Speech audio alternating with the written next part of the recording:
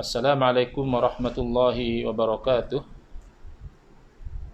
Bismillahirrahmanirrahim. Alhamdulillahirabbil alamin wa afdhalus salati wa atammut taslim ala sayyidina Muhammadin wa ala alihi wa sahbihi ajma'in. Rabbi shrah li sadri wa yassir li amri wahlul 'uqdatam min lisani yafqahu qawli. Subhanaka la ilma lana illa ma 'allamtana innaka antal alimul hakim. Allahumma akhrijna min zulumatil wahmi wa akrimna binuril fahmi waftah alaina bima'rifatil ilmi wa sahhil akhlaqana bil hilm waj'alna mimman yastami'una al-qawla fayattabi'una ahsana. Allahumma ati nufusana taqwaha wa zakkiha anta khairu man zakkaha anta waliyuha wa maulaha. Allahumma arinal haqqa haqqan warzuqna ittiba'ah wa arinal batila batilan warzuqna ijtinabah. Allahumma anfa'na bima 'allamtana wa 'allimna ma yanfa'una wa zidna ilman wa huda. Amma ba'd. Alhamdulillah, muslimin muslimat yang mengikuti FB Live siri FB Live kita yang telah masuk ke siri yang ke-19 daripada siri huraian kitab yang dianjurkan oleh NGO Ahlus Sunnah wal Jamaah Research Group atau dikenali sebagai ARG Pusat, iaitu menghuraikan isi kandungan kitab yang disusun oleh guru saya Al-Fadhil Kiai Muhammad Adrus Ramli hafizahullah wa nafa'ana bihi wa bi'ulumihi fid darain amin, iaitu kitab Bid'ah Hasanah, sebuah pendekatan baru. Kita telah masuk ke siri yang ke-19 dan kita telah sampai ke muka surat 57. Baik, kita dapati sebahagian daripada saudara-saudara kita, dia apabila kita terangkan kepada dia tentang bid'ah hasanah, dia menganggap kita itu seperti tidak mahu ikut sunnah Nabi sallallahu alaihi wasallam. Dia berkempen kepada kita supaya kita itu kena ikut sunnah Nabi SAW dan kita itu jangan buat benda bid'ah. Dan dia seolah-olah tidak perasan bahawa memang kita setuju. Kita sangat bersetuju bahawa sebagai umat Islam, kita wajib ikut kepada sunnah Nabi SAW dan juga kita itu perlu menolak perkara-perkara bid'ah. Itu kita sudah setuju. Jadi kadang dibawa banyak dalil daripada percakapan Nabi SAW, daripada para sahabat, daripada para ulama yang menganjurkan kita supaya mengikut sunnah dan melarang kita daripada melakukan perbuatan bid'ah, seolah-olah kita itu bersetuju untuk meninggalkan sunnah dan seolah-olah kita itu ingin untuk menegakkan bid'ah. Ini yang berlaku kesilapan. Dia tidak perasan bahawa mengiktiraf adanya perkara baharu, iaitu dari segi bahasa disebut sebagai bid'ah, dan tidak bercanggah dengan syarak, iaitulah yang diistilahkan hasanah. Tapi istilah itu banyak sebenarnya. Tidak semestinya ulama merujuk sebagai perkara baharu yang tidak dilarang dalam agama itu dirujuk sebagai bid'ah hasanah, tidak semestinya. Ada sebahagian ulama merujuk sebagai bid'ah yang mahmudah seperti yang dilakukan oleh Imam Syafi'i rahimahullah ta'ala. Perkara baharu yang tidak bercanggah dengan ajaran Nabi SAW diistilahkan oleh Imam Syafi'i sebagai bid'ah mahmudah, bid'ah yang terpuji. Bismillah. Maaf kalau dalam live nampak macam Ustaz Engku minum tangan kiri, Ustaz Engku minum tangan kanan. Tapi oleh kerana image ini terbalik, jadi nampak seolah-olah minum dengan tangan kiri.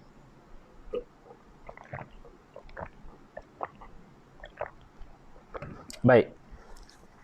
Jadi, kita memang nak ikut sunnah Nabi SAW dan kita nak menolak kepada bid'ah. Tapi, termasuk di dalam sunnah Nabi SAW, termasuk di dalam sunnah salafus soleh, termasuk dalam sunnah khulafa ar-rasyidin, termasuk dalam sikap generasi awal umat Islam adalah mereka tidak melarang perkara baharu, bid'ah, yang tidak bercanggah dengan syarak. Nak namakan perkara baharu yang tidak bercanggah dengan syarak itu bid'ah hasanah, boleh. Nak menamakan ia sebagai bid'ah mahmudah, boleh. Nak menamakan ia sebagai bid'ah ghairu mazmumah, bid'ah yang tidak terkeji pun boleh. Dan ada memang sebahagian ulama memilih untuk tidak menamakannya bid'ah langsung. Bila satu perkara baharu itu disokong oleh dalil, maknanya tidak bercanggah dengan syarak, ada sebahagian ulama tak nak namakan bid'ah dari awal lagi. So, la musyahhata fil istilah. Tidak ada perbalahan pertikaian dalam meletakkan istilah. Istilah itu tidak begitu penting. Yang penting orang boleh faham makna dia. Yang lebih penting adalah isi daripada istilah itu memang sunnah Nabi SAW, memang sunnah Khulafa' ar-Rasyidin, memang sunnah generasi emas dikenali sebagai salafus soleh adalah mengiktiraf perkara baharu yang baik. Itu saja. Itu saja yang mereka tak perasan. Jadi dalam kuliah kita semalam, kita telah menunjukkan contoh bahawa Nabi SAW memuji satu orang Arab Badawi yang mana dia memuji Allah Ta'ala dalam sembahyang dengan pujian yang tidak diajar oleh Nabi SAW. Bermakna ketika orang Arab Badawi itu memuji-muji Allah Ta'ala dan berdoa dengan doa yang baik, perkara itu masih lagi perkara bid'ah, perkara baharu, yakni tidak disuruh dan tidak dilakukan oleh Nabi SAW. Memanglah kemudiannya Nabi SAW memberi satu bentuk pengiktirafan. Nabi SAW menghadiahkan emas kepada Badawi ini. Kata Nabi SAW, aku menghadiahkan kamu emas ini kerana eloknya kamu itu memuji kepada Allah Ta'ala. Nabi lihat pujian yang dibuat oleh orang Badawi tadi walaupun bid'ah, tapi pujian yang elok. Jadi cuba perhati, kawan-kawan kita yang masih lagi menganggap kita ni tak nak ikut sunnah Nabi. Sunnah Nabi adalah bila satu perkara baharu itu baik, hendaklah jangan dilarang. Bahkan bukan saja Nabi SAW tak larang, Nabi menggalakkan perkara baharu yang baik. Nabi SAW menghadiahkan emas kepada orang Arab Badawi tadi kerana membaca pujian yang elok kepada Allah Ta'ala, berdoa dengan doa yang elok daripada Allah Ta'ala, walaupun asalnya pujian dan doa itu tidak diajarkan oleh Nabi SAW. Jadi ketika Arab Badawi itu buat benda itu masih lagi statusnya bid'ah. Lalu dipuji oleh Nabi SAW, dihadiahkan emas oleh Nabi SAW, maka pengiktirafan daripada Nabi SAW terhadap bid'ah yang hasanah. Jadi mengiktiraf bid'ah hasanah, memuji bid'ah yang hasanah, itu adalah sunnah Nabi SAW. Lebih kelakar, ada sebahagian daripada orang-orang yang na'udzubillah min zalik, seolah-olah Allah tutupkan mata hati mereka daripada memahami isu ini. Mereka memperli kita. Mereka kata, kalau ustaz memang suka bid'ah hasanah, why not ustaz buat satu persatuan, satu pertubuhan NGO atau apa, namakan pertubuhan itu sebagai Ahlul Bid'ah Hasanah wal Jamaah. Dia nak perli kita kerana kita mengiktiraf adanya bid'ah hasanah. Dia kata, dia anggap mengiktiraf bid'ah hasanah tu maknanya meninggalkan sunnah. Dia tak perasan bahawa sunnah Nabi adalah mengiktiraf bid'ah hasanah. Lalu dia memperli kita, seolah-olah kita ni buang sunnah, kita memilih instead of sunnah, kita memilih bid'ah hasanah. Jadi janganlah lagi pakai nama Ahlus Sunnah wal Jamaah. Sebab kita tak iktiraf sunnah. Yang kita iktiraf apa? Yang kita iktiraf adalah bid'ah hasanah. Oh, kalau begitu, janganlah lagi namakan diri kamu Ahlus Sunnah wal Jamaah. Kamu buat satu NGO, namakan NGO itu Ahlul Bid'ah Hasanah wal Jamaah. Dia perli kita begitu. Ini sebenarnya tak cerdik. Itu bahasa lembut lah. Bahasa lembutnya tak cerdik. Kerana mengiktiraf bid'ah hasanah itu sendiri sunnah. Contoh, selain daripada Quran dan sunnah, para ulama merujuk kepada ijma'. Kerana apa? Kerana ijma' itu satu perkara yang perlu kita ikut berdasarkan Quran dan sunnah. Maknanya ikut ijma' itu ikut sunnah. Tapi adakah kerana kita mengiktiraf sunnah ijma', maka kita perlu tukar daripada Ahlus Sunnah wal Jamaah menjadi Ahlul Ijma' wal Jamaah? Begitu juga umat Islam mengiktiraf qiyas dalam mengenal pasti hukum. Jadi kenapa kita iktiraf qiyas? Itu juga ambil daripada dalil Quran dan hadis. Ulama yang menjadikan qiyas sebagai sumber hukum, sandarannya Quran dan hadis. Maka mengikut qiyas, mengiktiraf qiyas adalah sebahagian daripada sunnah. Tapi kalau orang yang tidak faham, kenapa qiyas? Kenapa tak ikut sunnah saja? Kalau kamu memang nak ikut qiyas, kenapa kamu tak namakan kumpulan kamu Ahlul Qiyas wal Jamaah? Misalnya. Habis yang ikut istihsan, Ahlul Istihsan wal Jamaah. Yang ikut masalih mursalah, Ahlul Masalih wal Jamaah. Itu kan tak cerdik. Maaf ya. Tak cerdik itu bahasa yang sudah lembut. Kalau bahasa yang kasar itu mungkin tak seronok didengar. Tetapi itu adalah perlian-perlian yang tidak ilmiah. Seolah-olah bid'ah hasanah ni bukan sunnah. Bid'ah hasanah itulah sunnah Nabi SAW. Nabi mengiktiraf perbuatan baharu yang baik. Perbuatan baharu yang selari dengan syarak. Baik, malam ni kita lihat lagi beberapa contoh yang lain. Di muka surat 57.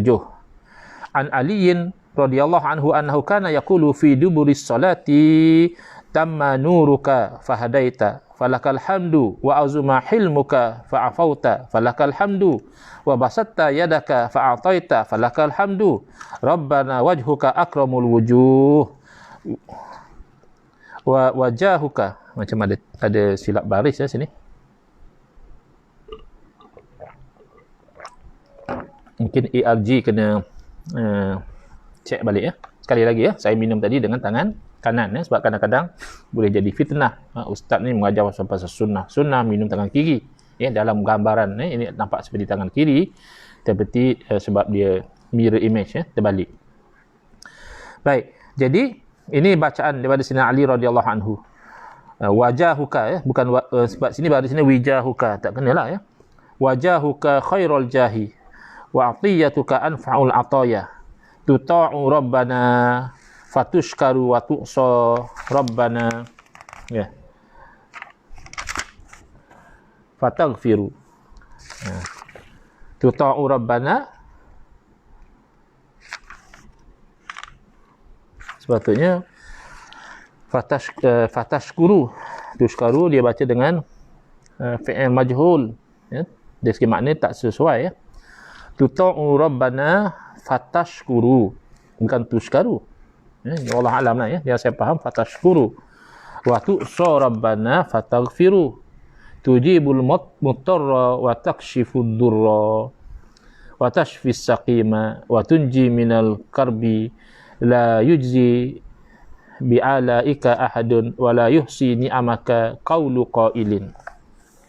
Daripada Sayyidina Ali radhiyallahu anhu, Sayyidina Ali sentiasa membaca lepas daripada solat doa yang tidak warid daripada Nabi SAW ya, doa yang disusun oleh beliau sendiri. Kalau ikut fahaman golongan Wahabi sekarang, doa kena ikut daripada Nabi SAW. Jangan kita doa dengan lafaz kita sendiri, tak boleh, tak ada dalil. Ya memang tak ada dalil khusus, tapi dalil doa umum. Ud'uni astajib lakum, doalah kepada aku, nescaya aku perkenankan bagi kamu. Allah Ta'ala tidak menetapkan mesti doa dengan lafaz yang warid daripada Nabi SAW sahaja. Berbeza dengan solat, bila Allah Ta'ala suruh kita solat, Nabi SAW menerangkan, sallu kama ra'aitumuni usalli, hendaklah kamu solat sembahyang sebagaimana kamu, yakni para sahabat, melihat aku sembahyang. Jadi dah dispesifikkan sembahyang itu macam mana. Berbeza dengan doa, bila Allah Ta'ala memerintahkan umat Islam berdoa, tidak ada dalil bahawa doa itu mesti dengan doa yang warid daripada Nabi SAW sahaja, tidak semestinya. Doa yang kita lafazkan daripada isi hati kita sendiri pun boleh, asalkan jangan mengandungi perkara-perkara yang bercanggah dengan syarak. Jadi ini dilakukan oleh sahabat sendiri, oleh salah seorang daripada Khulafa' ar-Rasyidin. Daripada Sayyidina Ali radhiyallahu anhu, setiap kali selepas daripada solat dia akan berdoa, cahayamu telah sempurna lalu engkau limpahkan hidayah, maka hanya bagimu segala puji. Agungnya hilm ni apa ya kita nak kata, kalau terjemah dalam bahasa Melayu tak apa tepat lah. Dia kata hilm tu kelemah lembutanmu, lalu engkau limpahkan maaf ya. Allah berkuasa untuk mengazabkan kita, tapi Allah maafkan kita. Itu maksud hilm. Maka hanya bagimu segala puji. Engkau bentangkan kemurahanmu, lalu engkau melimpahkan kurniamu, maka hanya bagimu segala puji. Tuhanmu, wajahmu adalah wajah yang paling mulia, darajahmu adalah sebaik-baik darajah, pemberianmu adalah yang paling bermanfaat di antara semua pemberian. Engkau ditaati Tuhan, lalu engkau mensyukuri. Engkau didahkai Tuhan, lalu engkau mengampuni. Engkau kabulkan orang yang sangat memerlukan. Engkau singkap segala kesulitan. Engkau sembuhkan orang yang sakit. Engkau selamatkan dari segala kesusahan. Seseorang tidak akan merasa cukup dengan nikmatmu, dan nikmat-nikmatmu tidak akan dapat dihitung oleh ucapan orang yang bercakap, orang yang berkata. Jadi lafaz doa yang selalu diamalkan oleh Sayyidina Ali radhiyallahu anhu ini tidak warid daripada Nabi SAW. Maka wajhul istidlal, cara kita memahami dalil ini adalah boleh kita itu berdoa dengan doa yang kita susun sendiri. Jadi jangan menjadikan sempit fikiran ya. Seperti golongan Wahabi, dia kata, ini memanglah bukan bid'ah, kerana ini amalan sahabat. Kalau sudah sahabat yang amalkan, lebih-lebih lagi Khulafa' ar-Rasyidin, ini sudah jadi sunnah. Ya betul, kita boleh namakan ini sunnah Khulafa' ar-Rasyidin. Tapi kamu kena buka sikit fikiran tu, jangan terlampau jumud sangat, jangan terlampau beku sangat. Buka fikiran. Sunnah Khulafa' ar-Rasyidin adalah berdoa dengan doa yang tidak warid daripada Nabi SAW. Itu sunnahnya. Jadi kalau kita nak ikut sunnah Khulafa' ar-Rasyidin, bermakna kita tidak keberatan untuk kita itu berdoa dengan lafaz yang tidak warid daripada Nabi SAW, dengan syarat lafaz itu tidak bercanggah dengan syarak, dan dengan kita memang tidak ada dakwaan. Bila kita doa dengan doa yang tidak warid daripada Nabi SAW, tidak ada dakwaan sebagaimana yang dituduh oleh golongan Wahabi, seolah-olah doa kita lebih baik daripada doa Nabi SAW. Alhamdulillah. Adakah Sayyidina Ali radhiyallahu anhu ketika Sayyidina Ali berdoa dengan lafaz beliau sendiri, beliau mendakwa bahawa doa beliau lebih baik daripada doa Nabi SAW? Jelas tidak. Jadi ini hanya mengamalkan keluasan yang ada dalam agama. Sekarang kita lihat pula sunnah melakukan zikir secara campuran.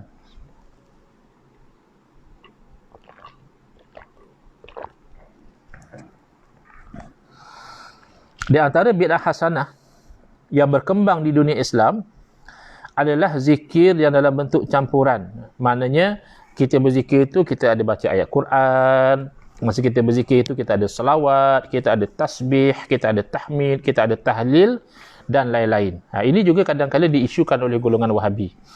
Kata dia, mana ada dalil ni campur-campur macam itu? Mana boleh baca zikir yang disusun sendiri macam itu? Mana ada dalil daripada Nabi SAW susunan itu dan sebagainya?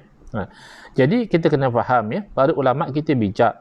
Mereka bila membenarkan atau mengamalkan suatu amalan, mereka sentiasa merujuk kepada sumber hukum.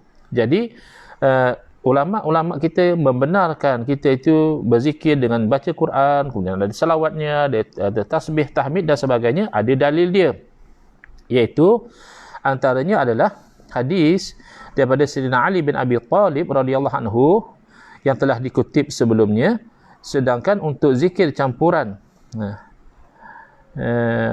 yang mencampurkan, ada ya yang sebelum ini ya, yang mana Sayyidina Abu Bakar radhiyallahu anhu membaca Al-Quran secara perlahan, Sayyidina Umar radhiyallahu anhu membaca Al-Quran secara keras, secara kuat, dan Sayyidina Ammar radhiyallahu anhu membaca Al-Quran ayat ini sikit, ayat ini sikit, ayat ini sikit, tebuk-tebuk macam itu. Ketiga-tiganya diiktiraf oleh Nabi SAW. Jadi baca Quran terus perlahan boleh, baca Quran terus dengan suara yang kuat pun boleh, baca Quran sikit sini sana sikit sini sikit pun boleh, kerana ketiga-tiganya diiktiraf oleh Nabi SAW. Baik. Sedangkan untuk zikir campuran antara ayat Quran, selawat dan lain-lainnya, seperti yang diamalkan dalam komposisi bacaan tahlil, kan ada kadang-kadang buku panduan tahlil, mula-mula baca ni, kemudian baca ni, kemudian baca ni, kemudian baca ni. Jadi yang macam itu pun kadang dipertikaikan oleh golongan Wahabi. Dia kata ni mana ada dalil. Dalilnya ada secara umum, ya. Anasin radhiyallahu anhu anin Nabi sallallahu alaihi wasallam qala inna lillahi sayyaratan minal malaikati yatlubuna hilaqaz zikri. Sesungguhnya Allah Ta'ala memiliki di kalangan malaikat tu sayyarah. Kalau kita terjemah dengan bahasa sekolah, sayyarah ni maknanya kereta.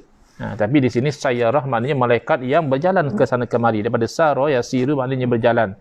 Jadi sayyar ni yang dia sangat banyak berjalan ke sana kemari, ya. Malaikat yang bergerak ke sana kemari. Kenapa? Yatlubuna hilaqaz zikri. Mereka itu menuntut mencari halaqah zikir, bulatan-bulatan yang orang duduk dalam bentuk bulatan dalam keadaan berzikir. Fa idza atau alaihim wa haffu bihim summa ba'su ra'ilahum ila samai ila rabbil izzati subhanahu wa ta'ala fayaquluna rabbana ataina ala ibadin min ibadika yu'azzimuna ala'aka wa yatluna kitabaka wa yusalluna ala nabiyyika Muhammadin sallallahu alaihi wasallam wa yas'alunaka li akhiratihim wa dunyahum fayaqulu subhanahu wa ta'ala ghashuhum rahmati fayaqulun ya rabbi inna fihim fulanan al-khata'a innama tanaqahum i'tinaqan fayaqulu tabaraka wa ta'ala ghashuhum rahmati fahumul julasa'u la yashqa bihim jalisuhum. Jadi malaikat-malaikat yang mencari halaqah zikir ini, lalu mereka melaporkan kepada Allah Subhanahu Wa Taala. Padahal Allah Taala sudah tahu, ya. Bukan makna kata malaikat melaporkan baru Allah tahu. Ini soal jawab antara Allah Taala dengan malaikat ini adalah menzahirkan saja, ya. Kalau malaikat tidak beritahu pun Allah sudah tahu. Lalu malaikat berkata, wahai Tuhan kami telah mendatangi hamba-hambamu yang mengagungkan nikmat-nikmat-Mu, membaca kitab-Mu, baca ayat Quran, kemudian berselawat kepada Nabi Muhammad SAW, selain daripada baca Quran, selawat lagi, dan memohon kepada-Mu akhirat dan dunia mereka ada berdoa. Jadi ini menunjukkan bahawa amalan-amalan itu bukan Quran saja, ataupun selawat saja, atau berdoa saja. ada di sana kombinasi ya antara membaca Al-Quran dengan berselawat dengan berdoa. Lalu Allah memerintahkan, naungi mereka dengan rahmatku. Ini kan menunjukkan bahawa amalan membaca Al-Quran dicampur juga dengan amalan selawat, dicampur juga dengan amalan berdoa, baik doa itu untuk urusan dunia atau urusan akhirat, itu menjadi sebab Allah Ta'ala memerintahkan supaya malaikat menaungi golongan ini dengan rahmat. Lalu pada malaikat itu berkata, ada di antara mereka tu yang duduk dalam majlis zikir tadi tu satu orang yang banyak dosa. Dia ni ahli dosa, ahli maksiat. Dia hanya kebetulan lalu saja. Dia lalu, orang tengah berzikir, lalu dia duduk. Seolah-olahnya sepertinya nak berkata, yang tu pun nak naungi dengan rahmat juga kah? Yang lain tu okeylah, yang memang ahli zikir, yang memang dia baca Quran, yang memang dia selawat, yang memang dia berdoa kepada Allah Ta'ala. Okey, fine lah yang tu nak didaungi dengan zikir. Ini ahli maksiat. Dia cuma kebetulan lalu orang tengah berzikir, dia duduk. Entahkah dia ada urusan apakah, nak minta hutang ke, ya, nak bersembang ke, nak beli barang ke, wallahu alam lah. Tapi dia tu sebenarnya ahli maksiat. Bila orang berzikir, dia duduk sama. Yang macam dia pun nak dinaungikan dengan rahmat juga kah? Lalu Allah Ta'ala berfirman, naungilah mereka dengan rahmatku. Kerana mereka ni, kumpulan halaqah zikir ni adalah kaum yang tidak akan sengsara. Orang yang ikut, tidak akan celaka orang yang ikut duduk bersama mereka. Mana perbuatan mereka membaca Al-Quran, diselangi dengan selawat, diselangi dengan doa, adalah perbuatan yang sangat diredai oleh Allah Subhanahu Wa Taala, sehingga bukan saja Allah memerintahkan kepada para malaikat supaya menaungkan golongan ini dengan rahmat, bahkan orang yang ahli maksiat yang kebetulan ada bersama golongan ini juga Allah perintahkan supaya didaungi dengan naungan rahmat, kerana golongan ini Allah cintai sehingga tidak akan menjadi celaka orang yang turut duduk bersama dengan mereka. Bayangkan, orang yang duduk sahaja tidak akan jadi celaka, apatah lagi orang yang turut sama baca Al-Qurannya, turut sama berselawat kepada Nabi SAW-nya, turut sama mengaminkan doa dan sebagainya. Padahal orang inilah yang dibenci oleh golongan Wahabi, kerana Wahabi menyangkakan amalan sunnah ini sebagai bid'ah yang sayyi'ah, kerana sempitnya cara berfikir Wahabi itu. Mereka nak kononnya mahu mesti ada susunannya, nombor 1 daripada Nabi SAW, nombor 2 daripada Nabi SAW. Mereka tidak dapat berpada dengan dalil yang umum sebegini. Jadi bila Wahabi menuduh kita umat Islam yang lain, kamu beramal tanpa dalil, sebenarnya tuduhan mereka itu tersasar. Kerana umat Islam sebenarnya berpegang dengan dalil, tetapi dengan dalil yang umum yang tidak ditakhsiskan. Sebagai contohlah ya, umat Islam yang dituduh membuat bid'ah kerana berselawat sedang tarawih. Jadi kita bukan beramal dengan yang benda yang tidak ada dalil, kerana selawat itu sudah ada dalil yang umum. Kita dituntut supaya berselawat. Cuma Wahabi kata selang tarawih tak ada dalil. Kita yang tanya kepada dia, mana dalil yang melarang? Kata dia, buat apa dalil melarang? Yang penting dalil melakukan. Dalil melakukan sudah ada. Inna Allah wa malaikatahu yusalluna ala nabi. Ya ayyuhalladzina amanu sallu alaihi wa sallimu taslima. Wahai orang beriman, hendaklah selawat dan salam ke atas Nabi. Jadi, selawat dan salam atas Nabi ini adalah perintah yang umum. Maknanya selawat pagi boleh, selawat petang juga selawat, selawat malam juga selawat, selawat sambil duduk selawat, selawat sambil berjalan selawat, selawat ketika menunggu makanan nak sampai misalnya selawat, selawat ketika memandu selawat, selawat selang-selang tarawih juga selawat. Sekarang kamu nak mempertikaikan selawat selang tarawih, itulah kami minta dalil. Kerana yang umum dia sepatutnya kekal di atas keumuman, hatta ya'tiya dalilun yukhassisuhu. Sehinggalah ada dalil yang mentakhsiskan dia. Sebab itulah kita minta dalil. Kamu sekarang nak mentakhsiskan. Bila kamu bising orang selawat selang tarawih, seolah kamu nak mengatakan selawat ini hanya dituntut kecuali selang tarawih tak boleh. Makanya kena ada dalil. Tak bolehlah kita benda yang sudah diperintahkan kita memandai-mandai membahagikan ini boleh, ini tak boleh. Itu namanya tahakkum. Itu maknanya berhukum sesuka hati. Itu dilarang di dalam agama. Jadi kalau begitu sebenarnya yang buat bid'ah adalah golongan Wahabi. Perkara yang telah dituntut dalam agama secara umum, mereka pula nak membeza-bezakan ini boleh, ini tak boleh. Itu cara pemikiran yang salah ya. Baik. Jadi hadis ini menjadi dalil pada dua hal. Pertama, ada anjuran ya, berzikir ya, dengan suara yang nyaring yang dapat didengari kerana diketahui apakah yang dibaca. Kemudian komposisi bacaan dalam zikir terdiri daripada ayat Quran, tasbih, tahmid, tahlil, selawat, istighfar dan doa. Jadi zikir inilah yang biasanya diamalkan oleh majoriti umat Islam dalam acara tahlil, istighosah, zikir akbar dan lain-lain. Inilah pun yang diamalkan oleh mereka. Jadi sudah ada dalil sandaran daripada hadis Nabi SAW. Cuma dalil inilah yang gagal difahami oleh golongan yang menyempitkan cara berfikir mereka. Moga-moga dengan mereka ada maklumat-maklumat sebegini, mereka mahu membuka semula fikiran mereka itu. Baik. Kemudian untuk zikir nyaring itu sebenarnya ada dalil yang lebih jelas lagi ya daripada hadis bahawa zikir dengan nyaring itu telah berlaku di zaman Nabi SAW.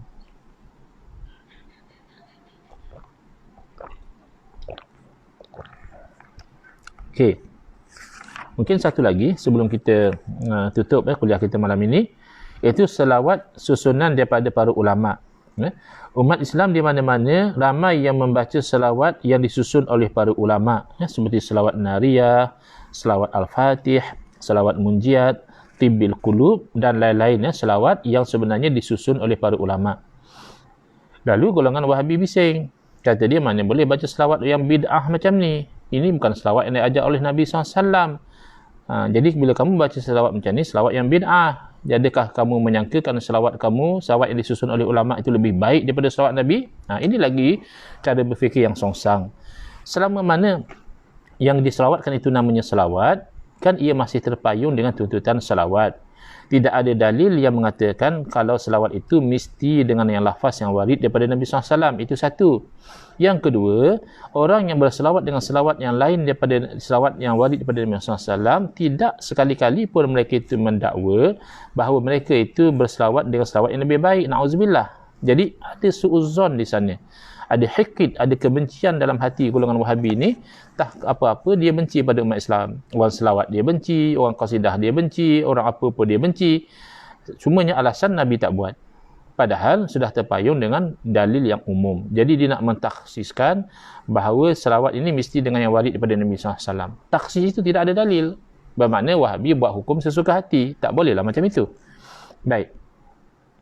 Jadi sebahagian sahabat apabila berbicara dengan Rasulullah SAW sambil memberi selawat yang pendek. Misalnya Ummul Mukminin Ummu Salamah an Ummi Salamah radhiyallahu anha qalat dakhala alayya Rasulullah sallallahu alaihi wasallam wa huwa sahimul wajhi qalat hasitu dhalika min waj'in qultu ma li araka sallallahu alaihi wasallam sahimal wajhi qala min ajli dananiri sab'ati allati atatna bil amsi wa lam naqsimha. Dari Ummu Salamah radhiyallahu anha, Rasulullah SAW masuk ke rumahku dalam keadaan wajah yang berubah. Nampak wajah tu kurang ceria. Lalu aku menyangkakan mungkin kerana sakit, mungkin Nabi SAW tak sihat, maka wajahnya itu tidak nampak ceria. Lalu aku berkata, mengapa aku melihatmu? Lalu dia berselawat ketika itu. Kata dia, sallallahu alaihi wasallam, moga Allah selawat dan salam perhormatan kepadamu. Kenapa wajahmu berubah macam ini? Lalu Nabi SAW menerangkan, aku berwajah begini kerana mengingatkan wang 7 dinar yang datang kepada kami tadi malam. Ada orang bagi wang 7 dinar. Kalau 1 dinar dalam 800 ringgit, dalam sekitar 5,000 lebih lah ya. Ada orang bagi wang, tetapi kami belum bahagikan. Jadi Nabi keberatan. Bila ada wang tu Nabi nak bersedekah kepada orang, tapi belum sempat bersedekah lagi. Maka ada perubahan pada wajah Nabi SAW. Yang penting, yang ada connection dengan perbincangan kita adalah Nabi Ummul Mukminin Ummu Salamah memberikan selawat dan salam yang pendek. Dan para sahabat ada juga yang menganjurkan selawat yang panjang, yang indah dan yang bagus. Misalnya An Abdullah bin Mas'ud radhiyallahu anhu qala idza shallaitum ala Rasulillah sallallahu alaihi wasallam fa ahsinus salata alaihi. Sahabat Nabi, mereka kan Wahabi selalu guna slogan. Mereka pandai guna slogan. Kita kena ikut sunnah, kita jangan lebih memandai-mandai pada sahabat Nabi. Kita sepatutnya ikut generasi salaf Tapi mereka tak pandai mengamalkan slogan. Mereka suruh kita ikut sahabat.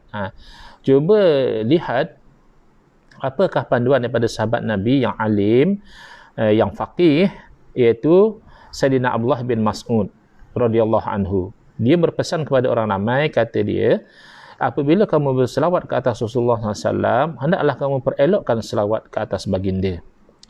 Fa'innakum la tadruna la'alla dhalika yu'radu alaihi. Jadi dia memberi satu ta'lil, satu rasional. Kenapa dia suruh nak selawat bagi elok? Kerana kamu tak tahu entahkan ya selawat kamu itu dipamerkan, maknanya ditunjukkan, disampaikan kepada Rasulullah SAW. Jadi takkanlah nak sampai kepada Rasulullah SAW selawat yang tak elok, selawat yang sekerat hati, selawat yang tidak khusyuk.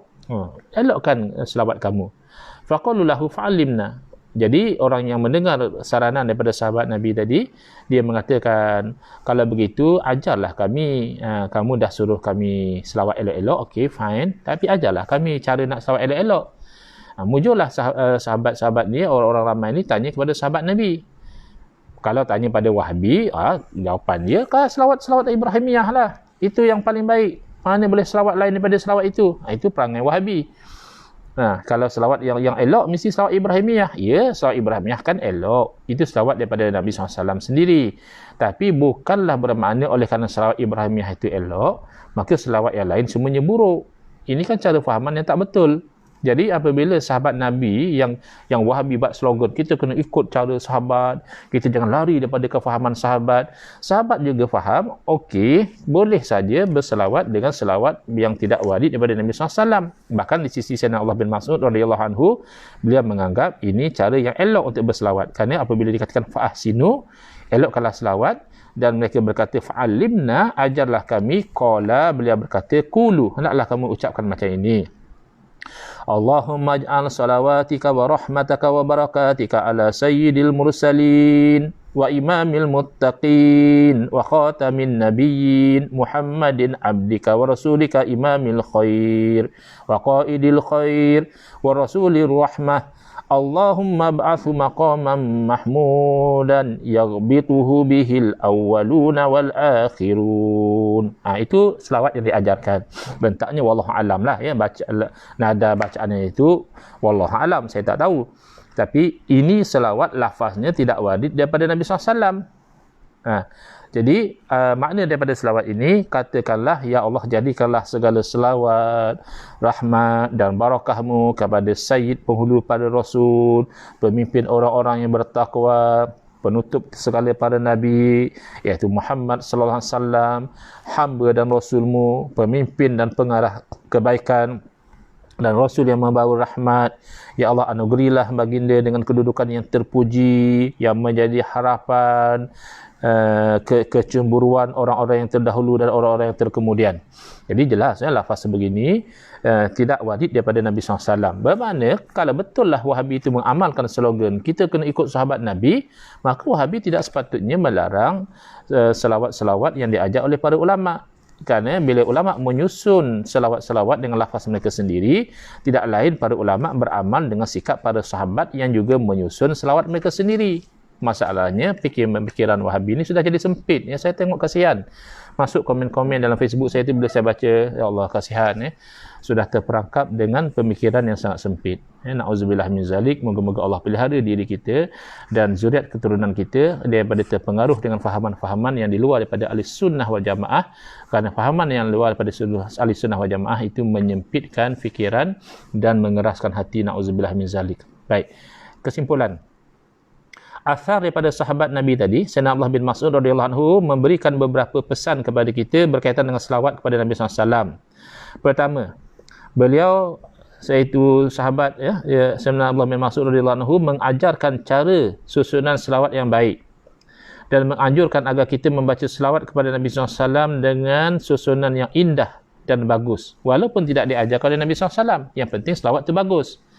Kemudian perkataan Sayyidina Abdullah bin Mas'ud radhiyallahu anhu yang mengatakan barangkali selawat kalian itu nanti akan disampaikan kepada Nabi SAW, mengisyaratkan bahawa apabila selawat yang disusun oleh seorang Muslim itu bagus, indah, memuji kepada Nabi SAW, maka sudah tentu itu akan menyenangkan Rasulullah SAW. Itu rasionalnya. Elok kan selawat, tahkan selawat kamu tadi disampaikan kepada Nabi SAW. Jadi bagi elok. Jadi maknanya selawat yang elok itu menyenangkan baginda SAW. Dan ini menunjukkan bahawa Nabi SAW di alam barzah baginda itu hidup dan baginda itu disampaikan selawat-selawat yang diselawatkan kepada baginda. Kemudian menunjukkan juga bahawa selawat itu dianggap baik apabila disisipkan dengan kalimah-kalimah pujian kepada Rasulullah SAW dengan menyebutkan nama-nama dan sifat-sifat yang agung bagi beliau. Ini kadang-kadang Wahabi sangat sensitif. Bila kita puji, kita mengagungkan Nabi SAW, dia salah sangka seolah-olah kita itu menyembah kepada Nabi, oleh itu melakukan perbuatan syirik. Dia tidak faham bahawa kita memuliakan Nabi SAW sebagai Rasul, bukan sebagai Tuhan. Kalau sebagai Tuhan memang jelas tidak boleh sesiapa pun dimuliakan selain daripada Allah Ta'ala.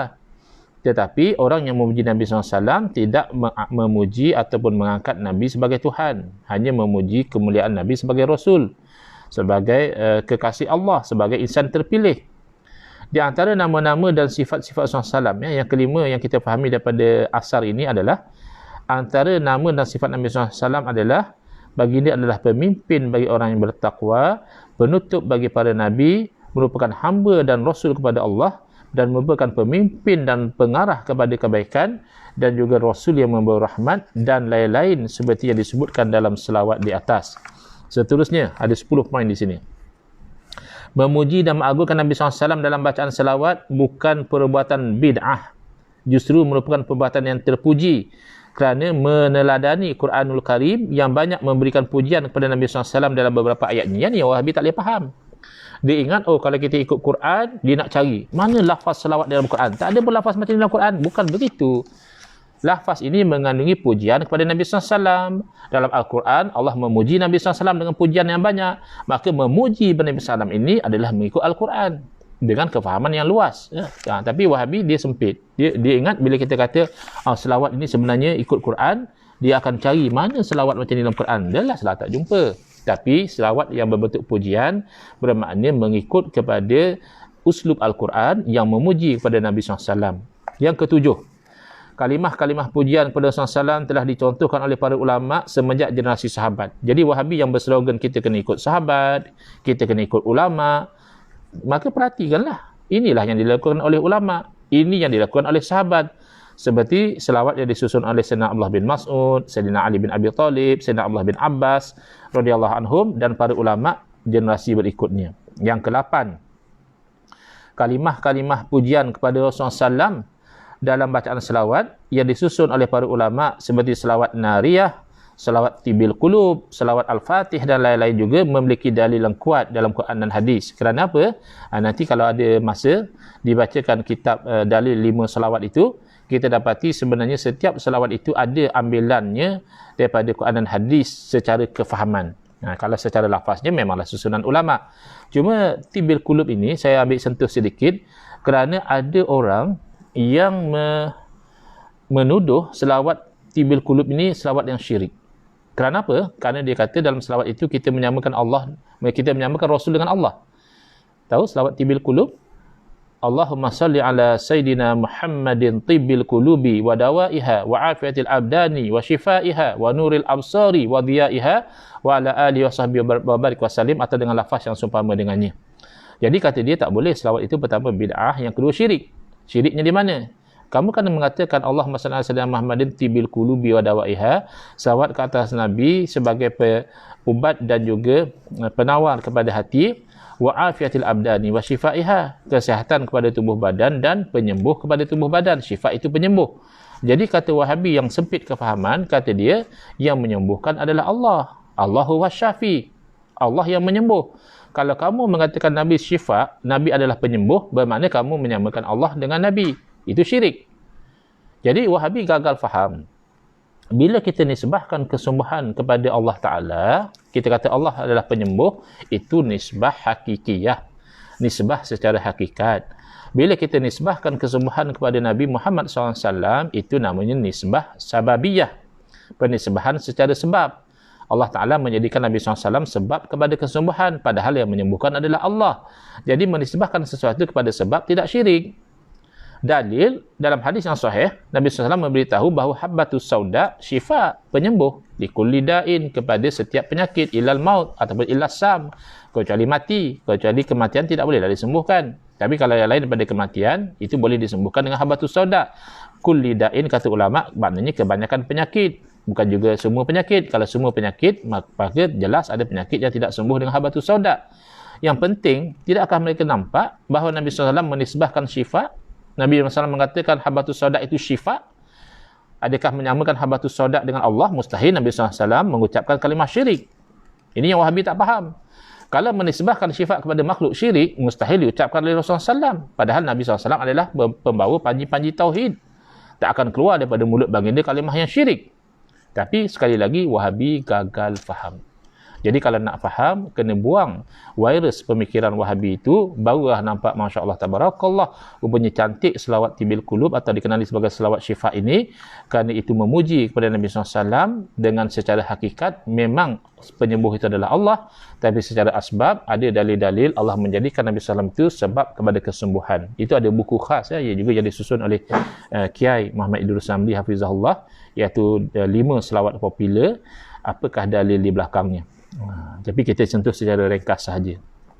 Poin yang kedua terakhir, umat Islam yang mengamalkan berbagai macam selawat yang disusun oleh para sahabat dan para ulama menjadi bukti bahawa mereka benar-benar ahli sunnah wal jamaah kerana mereka mengikut jejak para sahabat. Para sahabat juga ada buat selawat dengan susunan sendiri, maka ulama kita juga membuat selawat dengan susunan sendiri. Itulah kefahaman yang luas.